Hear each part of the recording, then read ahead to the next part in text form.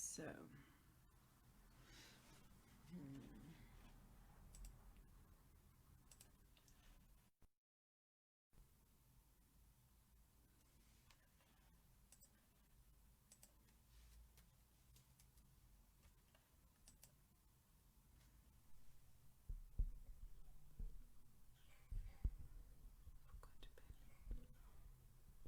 hi, Bessie.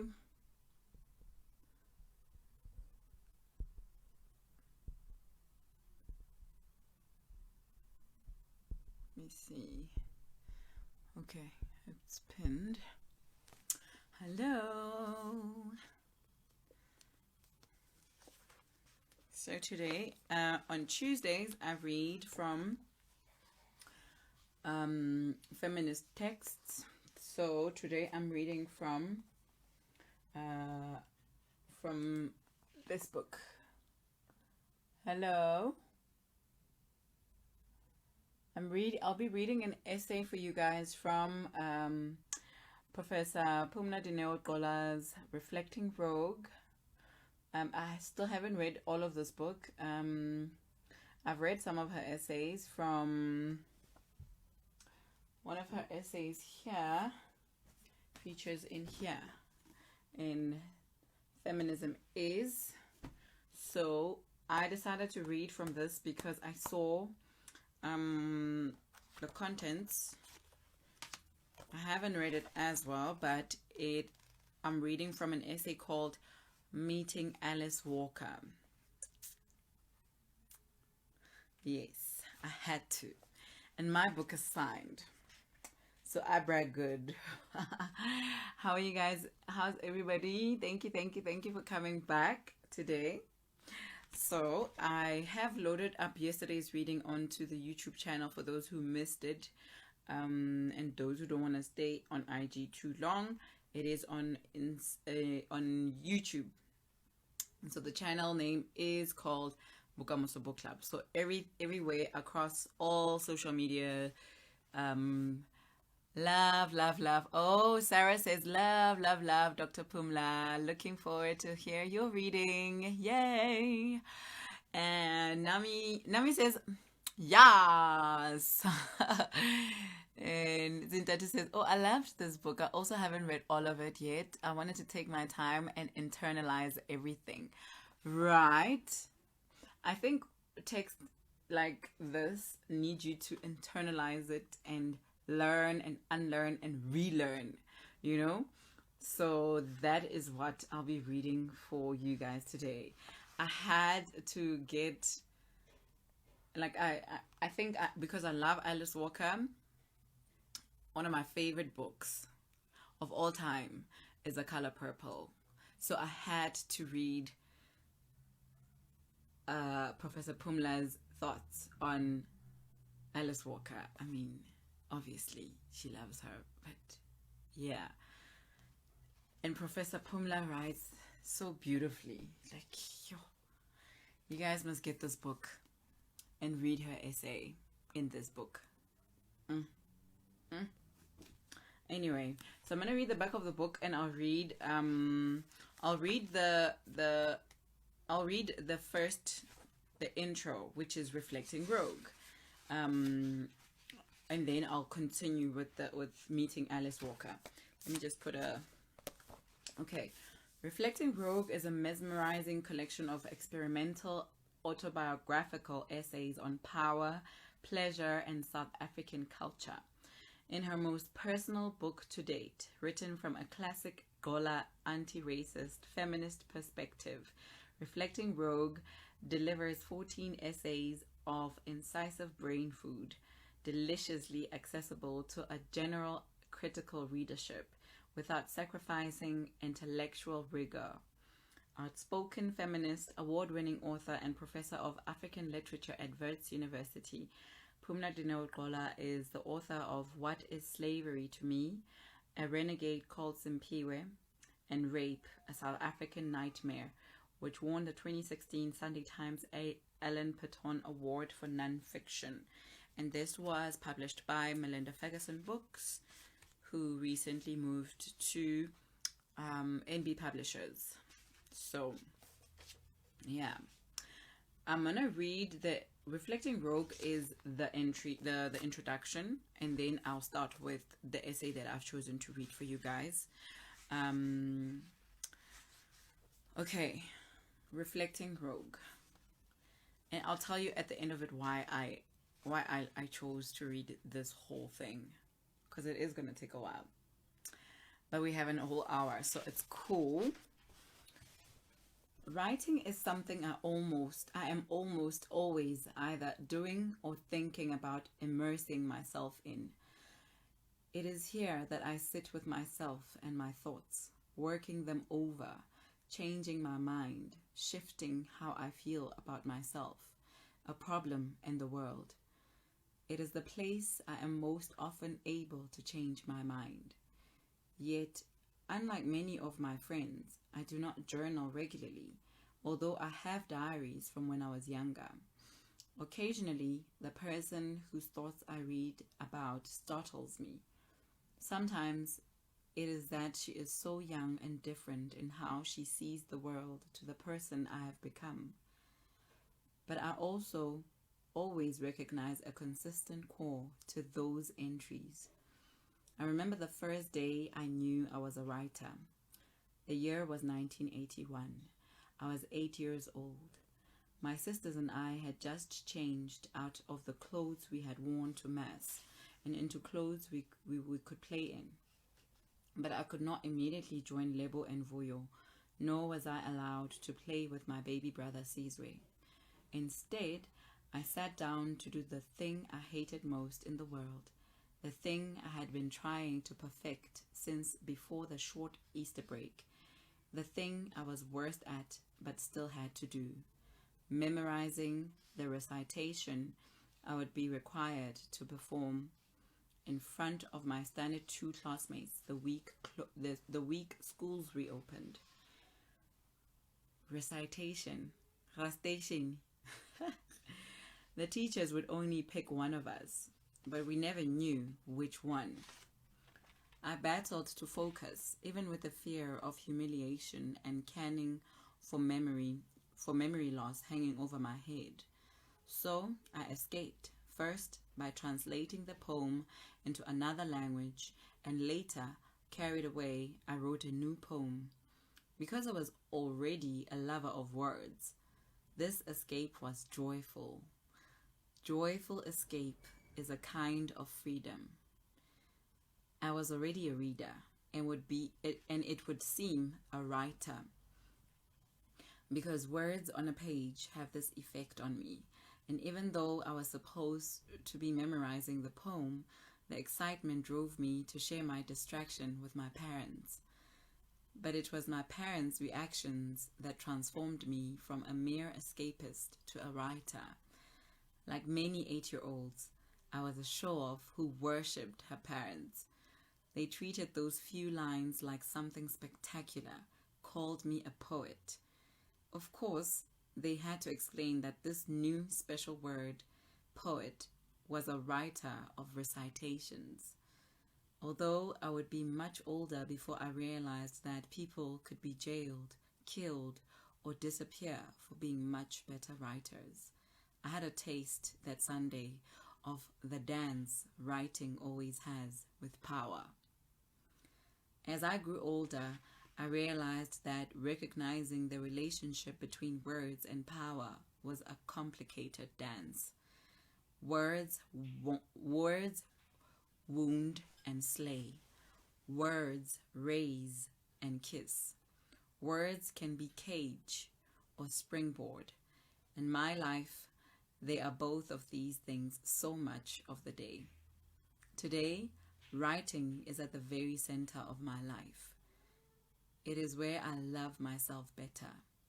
In my home, I have kept those journals from my teen years and thousands of other people's books, alongside the ones I write. Other people's books invited me into worlds and ways of being that would have been closed off to a little black girl growing up in apartheid South Africa. They gave me better, freer ways to feel in my own skin, a community strange in the same ways I am, a bigger world to belong to. My own writing is a compulsion. I write because it is the only way to fully be me. Yet, writing is not always easy. Sometimes it takes months to get an article or a short story or an essay just right. On other days, I am consumed and transported, staying in the zone until the sun sets and rises again. Knowing that I want to say and knowing what I want to say and how I want to feel upon completion is not always helpful, and my relationship with deadlines is a rocky love-hate one. Once I never missed a deadline, and then, about a decade ago, this capacity slipped away. Like my previous book, this offering has taken some turns away from what I planned when I embarked on this journey. It is my most personal book yet, but writing is always a risk. It is a lesson in letting go. What a paradox for writers who are control freaks in so many ways. I pore over every sentence until I am either happy or defeated. Both are signs I need to let go and allow the writing to have its own life in the world. Most of the chapters are new, even if they appeared in a much shorter version elsewhere. There are only 2 chapters that are unchanged, save for a different referencing style. The first was initially offered as the Robert Mangaliso Sobukwe 8th Annual Lecture. The second previously appeared in a collection on the experiences of Black South African women in the academy. I republished these here in an attempt to make them easier to find. They are the pieces of writing that I am most frequently asked to provide. Until now, it seems, they have been quite hard to find. On 7 January 1997, I boarded a flight from Cape Town to Bloemfontein, yay, my hometown, to take up my first full-time adult job. That was 20 years ago, and as I hand over this collection, I'm both very much still that determined young woman at heart, and softer, stronger, and better. Many of the lives I set out to create for myself have been realized through grace, hard work, sacrifice, fire, and love. 20 years seems like a good time to bring together these essays in this form, but this is not a best of. These are reflections on country, self, family, community, pleasure, violence. It is a book nothing like my previous 3. It is not on a subject, slavery, an artist, on rape. These are reflections of and on living, loving, and thinking as feminist. One feminist. So,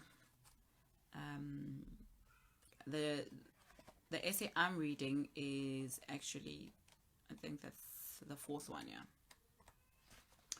Meeting Alice Walker. So that was the intro to Reflecting Rogue. That is Reflecting Rogue. Writing saved me and healed me. Yeah. Hold on. Hi, everybody. Okay, so Sarah says, off-topic comment. Your reading voice is so soothing. Thank you. Thank you. Oh, I want to send all the love. So I'm going to put in love here. Okay. And then, oh, Palo says, oh, Jane, and Palo says, right? She is a good reader. Thank you, guys. A fantastic reader. I would listen to her read me the phone book.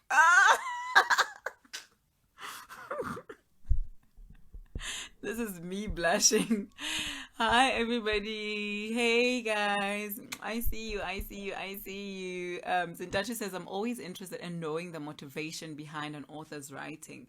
Yeah, that's why I also read the intro and how they felt afterwards. Because obviously, I would assume most of them write the intros or a letter to the reader, after they've written everything, or they've compiled everything, or after they've, now when they are actually reflecting about everything that they have compiled. Oh, so Alice Walker. And my collection is right here. Like, one day I'll find all the time in the world and I'll get to it. But yeah, it's growing slowly, but it's growing. Meeting Alice Walker.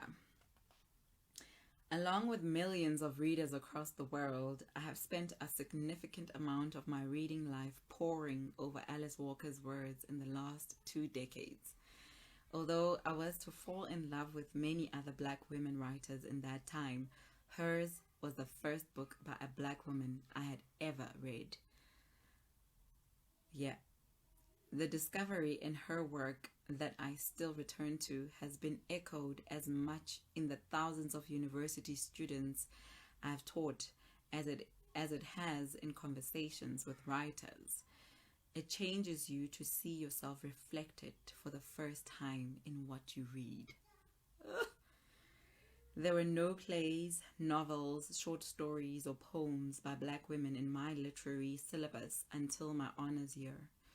By the time I encountered Walker for the first time, almost by accident, I had been taught written literature in isiXhosa, isiZulu, English, and Afrikaans. I had read individual essays by Black women, usually in magazines. I remember an article in a women's magazine, Femina, I think it was, that meant so much to me I must have read it 100 times. I could not photocopy it, nor could I tear the page out, and since the borrowed copy was a magazine no longer on the shelves, I could not buy it. It was an article by Lizeka Mda. Lizeka is Lizeka Mda, Mda, whose impact I'll never forget. So my hunger for words by a Black woman on the page was real. I had known that I was meant to have a writing life since I was 8 years old, and perhaps I needed an adult version of myself to affirm that dream.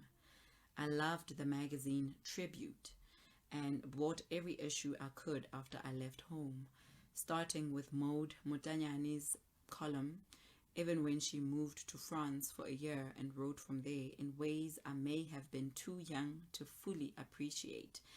Yeah, like, you know, like Alice Walker's Color Purple, I read it when I was way younger than I could ever like understand. And after I read it 2-3 years ago, again for the play, before the play was playing at, what was showing at, is it the Market Theatre? No, it's not the Market Theatre. It's Joburg Theatre. And I just looked at it in a different way. I know I've watched the movie The Color Purple many times, but when I read it again, I was like, oh my goodness. Like, yeah.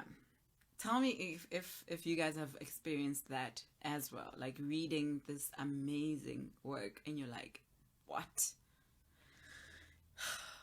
Alice Walker, guys.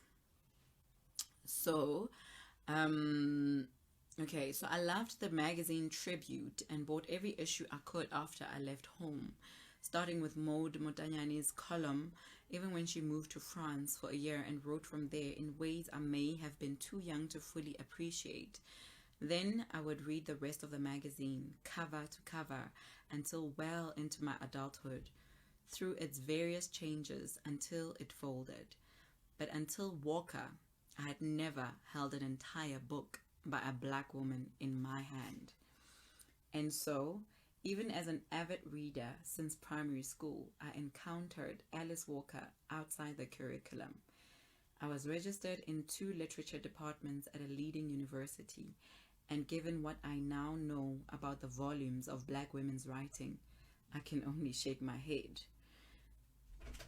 My own joy at discovering Walker as an undergraduate and my unapologetic admiration for her courage were part of the baggage I walked in with as she granted me an interview in September 2010. Alice Walker was in South Africa as a guest of the Steve Biko Foundation, making her the second woman after Mamphela Ramphele to deliver the annual Biko lecture at my alma mater, the University of Cape Town, on Friday the 9th September 2010. As we wait for her, because I'm so nervously excited, I walk across Bertha Street from the University of the Witwatersrand campus, on which I teach to the Steve Biko Foundation offices in Braamfontein Center 20 minutes earlier than I need to.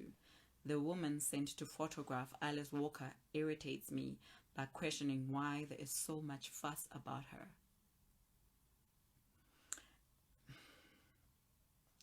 She reveals herself unfavorably when it becomes clear that she is unaware of who Alice Walker is.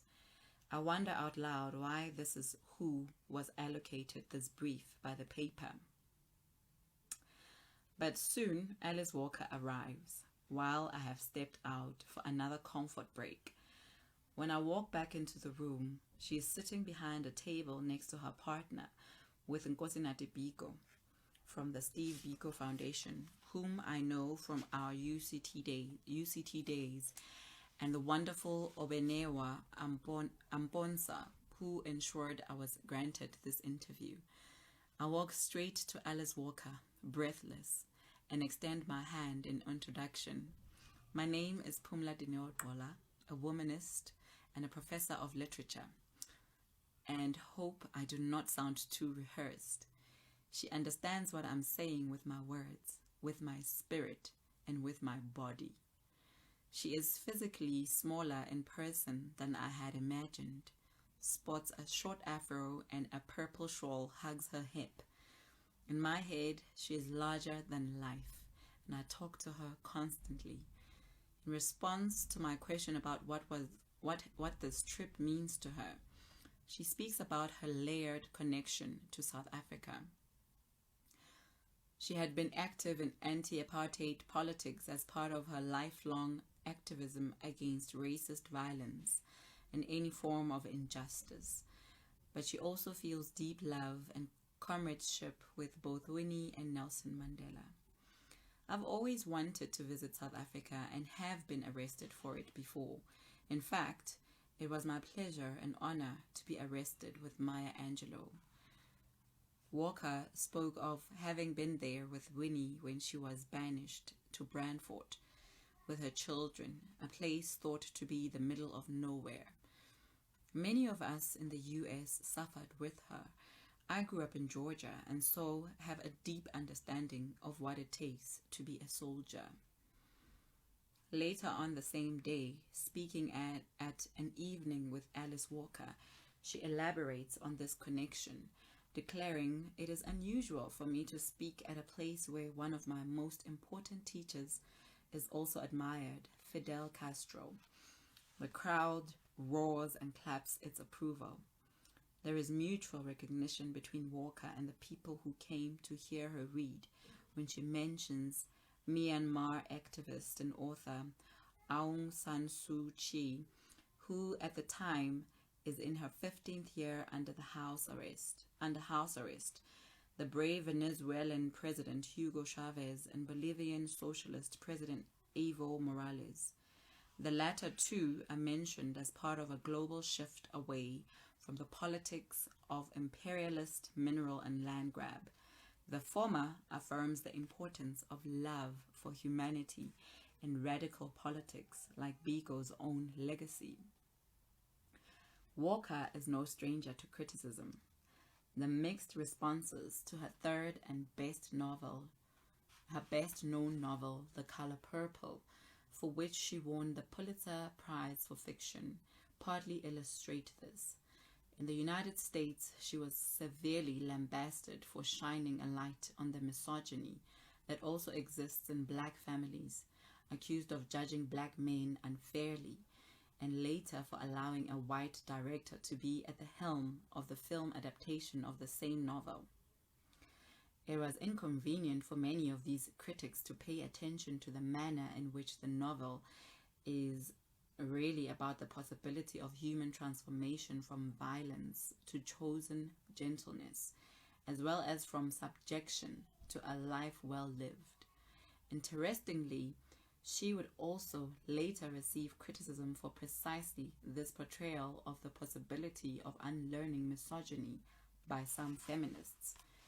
This novel, then, was criticized for being too hard on black men by anti-feminist black men and as too gentle on Mr., the novel's patriarch. Oh, Mr. Guys. Mr. Like, if you haven't read The Color Purple, please go read The Color Purple.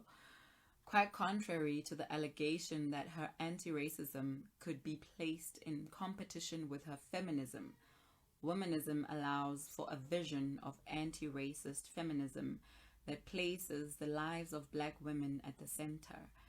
A woman who does not want to apologize for valuing herself is a very dangerous thing. In South Africa, many feminists continue to write about womanism as being a conservative form of gender consciousness.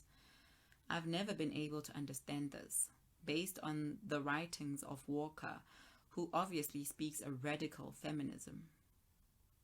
Walker published a definition of the word she coined in the same year as another African feminist literary critic and cultural theorist, Chikwenye Okonjo Ogunyemi, who also coined the term.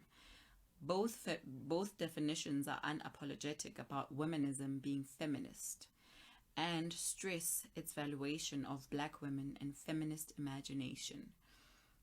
The coincidence of two feminist women of the African world naming a specific feminism similarly without conversing is a delicious illustration of how we are all connected.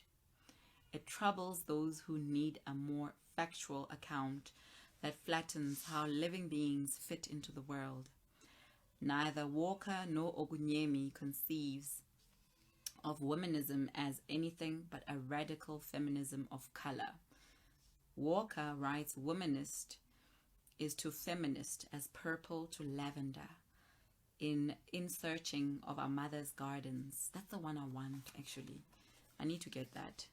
Womanism is also coined by both, with black women's literary and other creative cultures in mind. The novel she refers to most often to illustrate points in interviews, including in hers with me, possessing the secret of joy, was to earn her a different round of criticism, this time from some African feminists. This group took exception to her criticism of female genital mutilation and her right to speak about this as an outsider. Her response to this criticism has illustrated the many ways in which Walker refuses to exile herself from any human condition. As we discuss how she determines which form an idea is to take, I refer to her statement about how characters in novels do not leave her alone until she writes them. I use the phrase bug you. She disagrees with my word choice. They do not bug me. They are just present until I understand what has happened to them, wounded them. This is what happened with Possessing the Secret of Joy. But her poems and essays come to her in a form close to what she eventually shares with the world.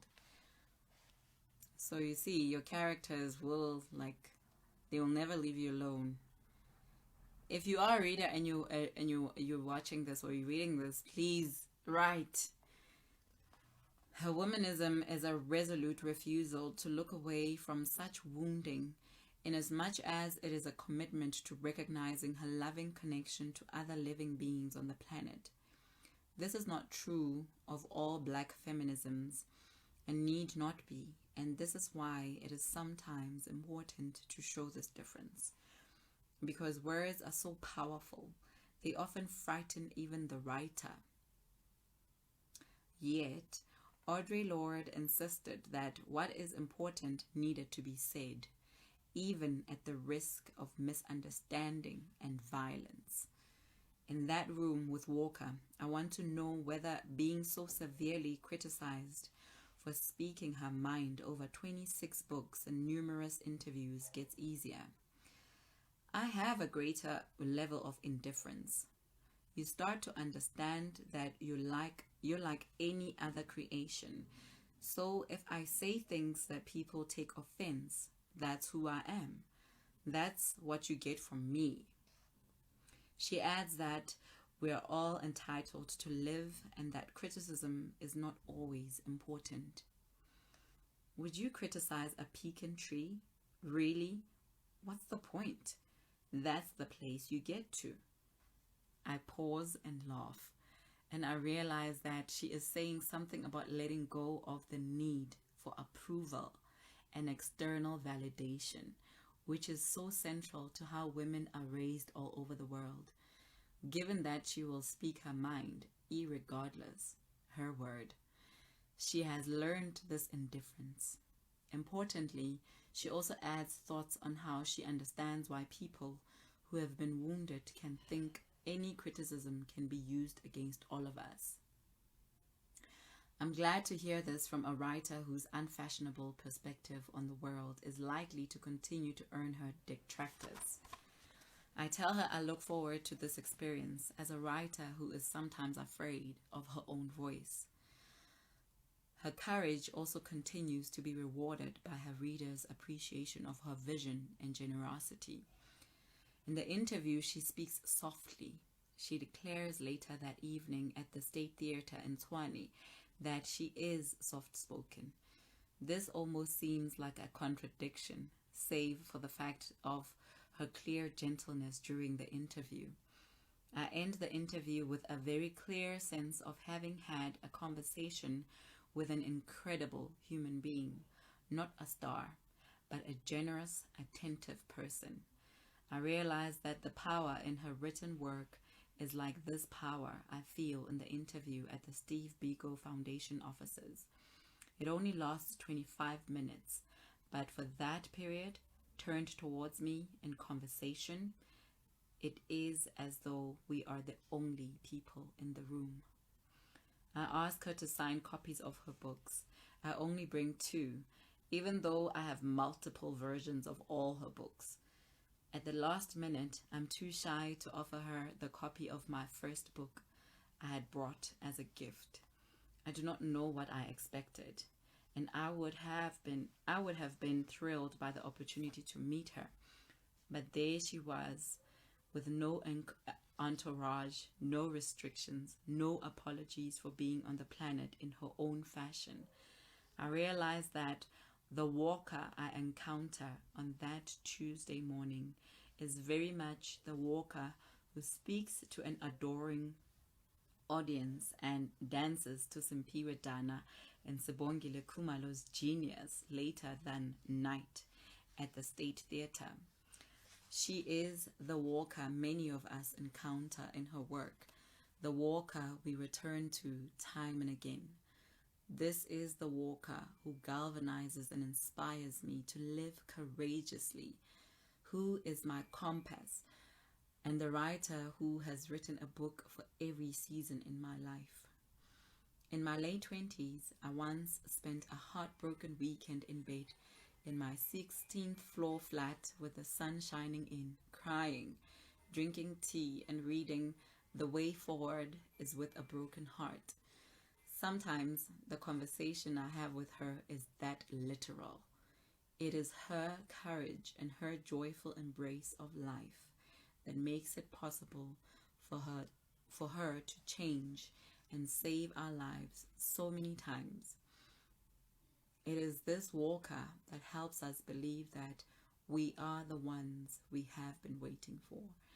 The line from a June Jordan poem that she made the title of one of her books. I'll ask my final question, given to me the previous weekend by Madi, whose spirit I choose to love in the same year I discovered Walker. What have you learned from your best friends?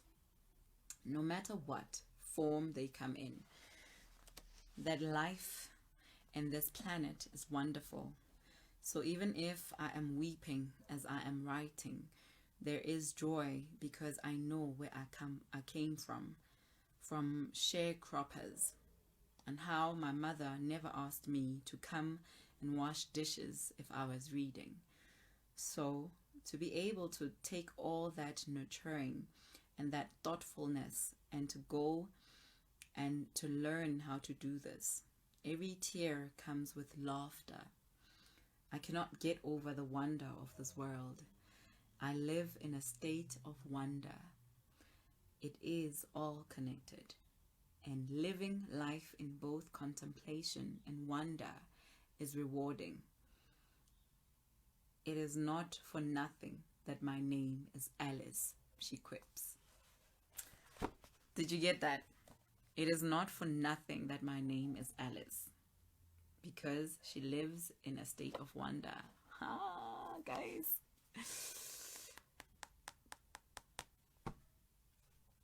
Hi. I enjoyed that. I hope you guys did. Let me see some comments. I see there's people here talking. Okay. Zintacho says it was Joburg Theatre. Yes. So the Color Purple was playing 2 years or 3 years ago at the Joburg Theatre, and myself, Patu, and some friends decided to go watch the Color Purple. It was amazing. Ms. Lina says, women my generation will remember Tribute magazine. Yeah. Like... and Sarah says, well, the film captures the book, reading is a different experience. Exactly. And rereading it years later was the most amazing thing ever, especially because I was preparing to go watch the play. Zindatu says, yep, when I read this chapter, I wished I knew Tribute. Yeah, no. Zindatu and I are way young. Not to say Ms. Wana is too old, but yeah. But I feel like what you feel got Tribute, I felt got True Love when I was growing up. Like I literally, my mom would get that and read it from cover to cover. And my love for, as I grew older, my love for Lerato Mokgwatle's writing, travel writing, also started from there. Like Sunday Times, Lifestyle magazine, or the lifestyle section of the newspaper, her travel writing everywhere. I followed it. Ms. Weiner says it was the epitome of Black excellence. Yes. And Palo says, I can't wait to read The Color Purple. Palo says, today's book reading soothes my soul. Aww. Zindatu says, oh, you quoting refuse to exile herself from any human condition. That is profound. Yep.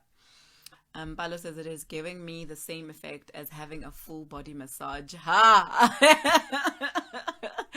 Oh, okay. Seriously, Zindatu, I am a massage addict, and I find this book reading session giving me the same effect. Guys, thank you. Alice in Wonderland. Yeah, Zindatu, you got it, right? Alice in Wonderland. Like, sorry, I love Professor Pumla's way of weaving words. Like, so Samula's asking Ms. Weiner if the Tribute is a South African magazine. It's an old South African magazine until like what, early 90s, Ms. Weiner? Please confirm, because it's no longer in print. But yeah, I enjoyed that reading and writing by Professor Pumla, and I need you guys to go read her entry in Feminism Is as well. Like, I think I've spoken about this. A Mothering Feminist's Life, a celebration, meditation, and a roll call. I enjoyed it. I don't know even how to describe how much I liked it. It, like, I love her writing. and she really is doing a roll call of all her friends who, because remember this book is broken down into sections. There's inspiration, and her essay appears in inspiration, inclusions and exclusions, conversations, and power and fury, and feminism in practice. So feminism inspiration, and she speaks about how her friends have supported her, and yeah, she's like a feminist mom, and you know, a feminist life in celebration, in meditation, and in roll call. I don't know what to say about that essay. It's just like so gentle and so filling. Bahala, we still have time. No, I don't want to read. We're done. It's 1:45. Go get the book. Guys, we've been buying so many books. Yo, even in our co-reading group for the 30th candle, which I'm finished with, by the way. We are now no longer talking about the 30th candle by Angela Mahol. We're talking about the books. We're talking about book specials. Hey, we been. Simula says, I liked B. Kaminga's essay in feminism is. Let's see. I will find the title and we will. Oh, feminism is for every single body. That's the title of it. Conversations. Oh, okay. So it's sectioned under conversations. And maybe I will read that next week. Yeah, maybe I'll read that next week.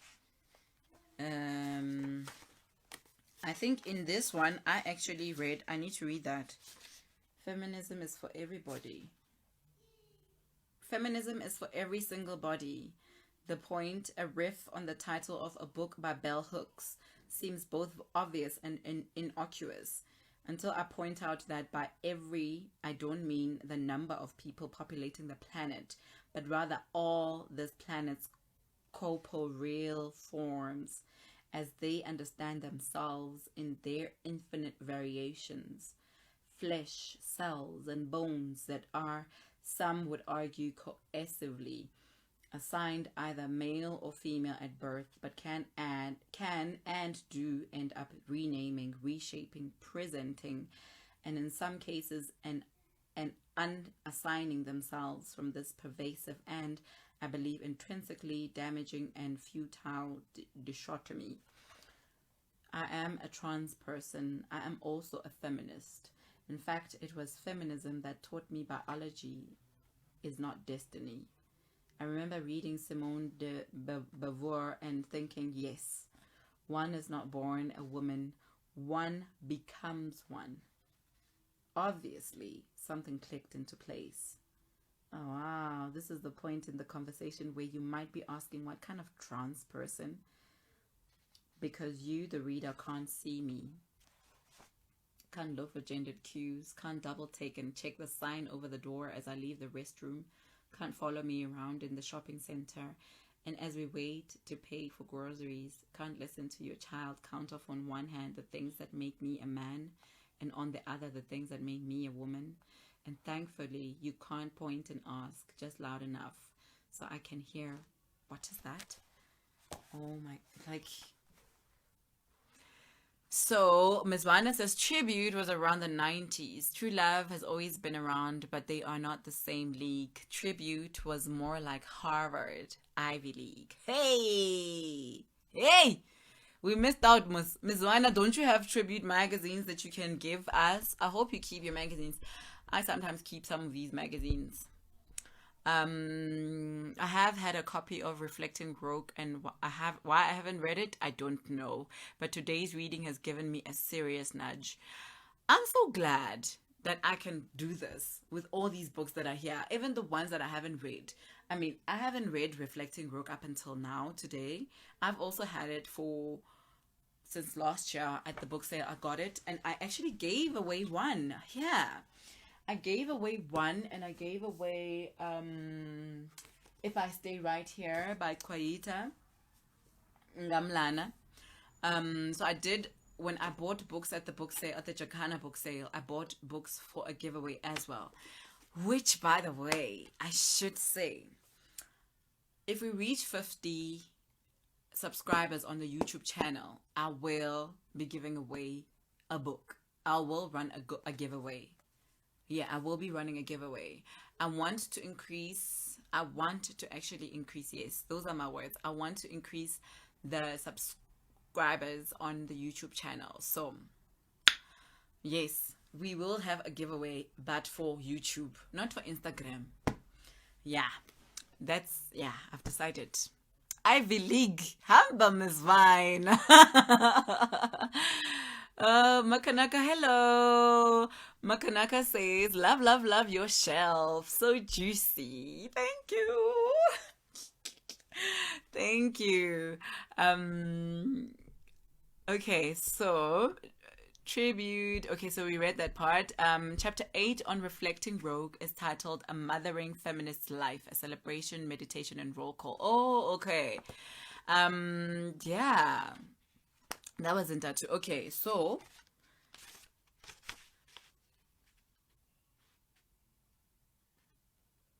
sorry, I was reading what Professor Pumla wrote on my book.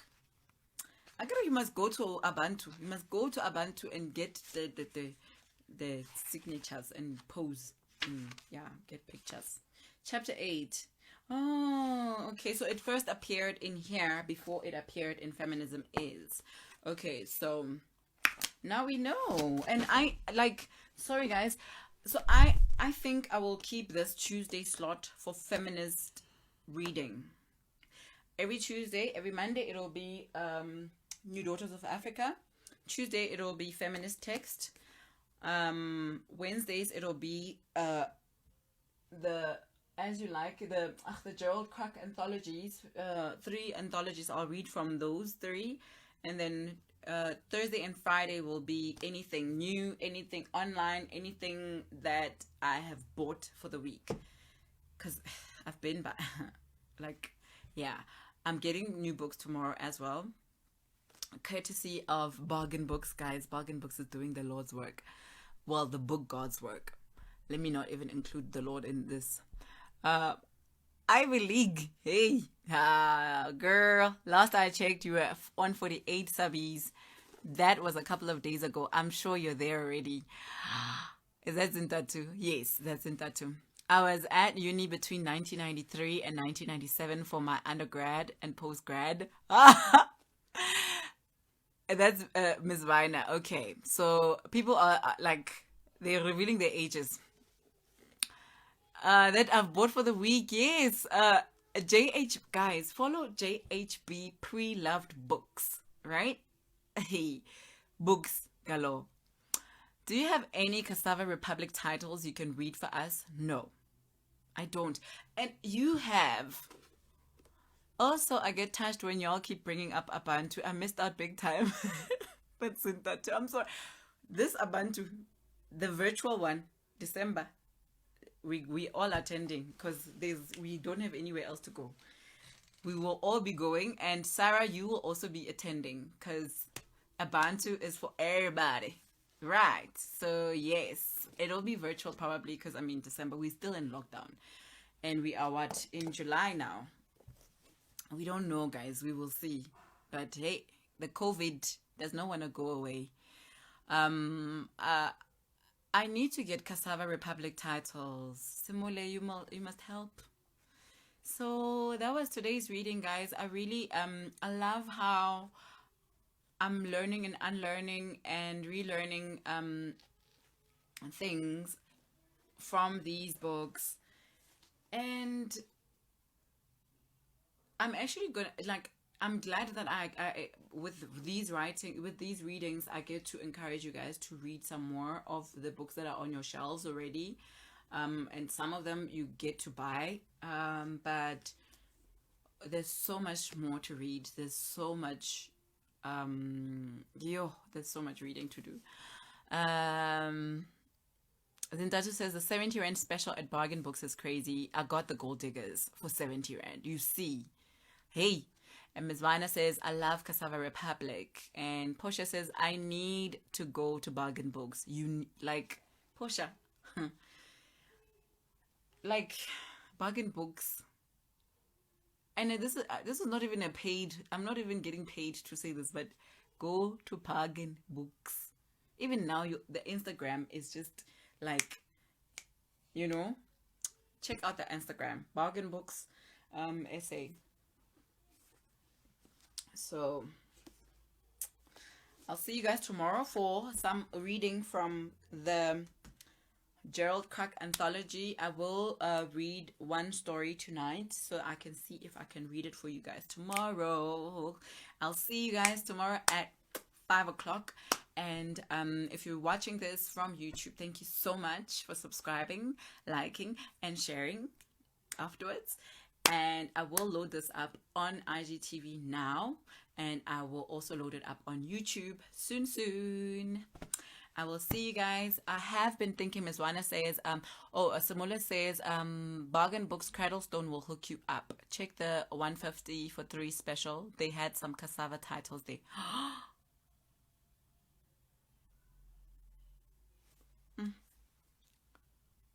So you see, the friends I have, already you guys are benefiting from this. You must go to bargain books, Cradlestone, if you are in the area.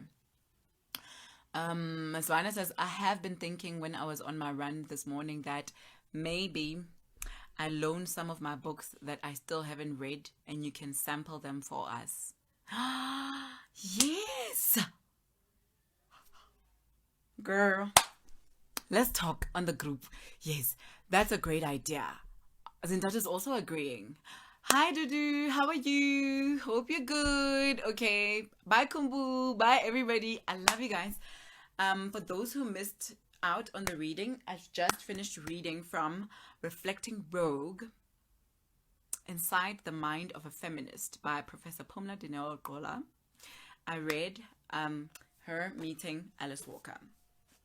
That is essay number 4 on this book. And yeah, meeting Alice Walker. That's chapter 4. Yes. This is published by Melinda Ferguson Books. And you can get your copy on the NB Publisher page, website, or not, maybe on Loot and Take-A-Lot and everywhere else. But yeah, I got this at the Jacana sale last year. I love you guys. I will see you tomorrow at 5 o'clock for some more reading. What are you giving away when you reach 50 subscribers? Stick around. Stick around. I'm giving away a book. A book. Yeah, I'm giving away a book. And maybe I'll create like a little package. Like a care package with the book.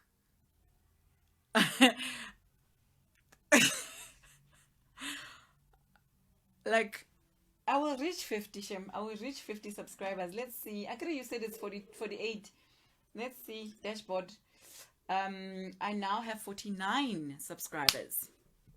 So if I reach 50, next week I'll be running the competition for 5 days maybe. And then we'll see how many subscribers we'll get. Yeah. That's where the competition is going to run. It'll run here. I will show it on Instagram, but I want the subscribers. Yes, please. By the end of this lockdown, we must have over 100 followers, 100 subscribers. I mean, there's 3,000 followers on Instagram. We must get to 100 subscribers, at least. Thank you, Zindatu. Thank you, guys. I'll see you tomorrow at 5. You see, you guys have taken the whole hour. It's 17:58 now. Actually, you guys were complaining that I'm like reading too short. Ish. I'll see you guys tonight. Tomorrow night. Let's go subscribe. Hey, run. Bye, guys. I must start preparing. The book is already here. The book that I'll prepare the competition and everything. I'm going to give you shout outs. Yes, people don't know what they're missing out on. Thank you.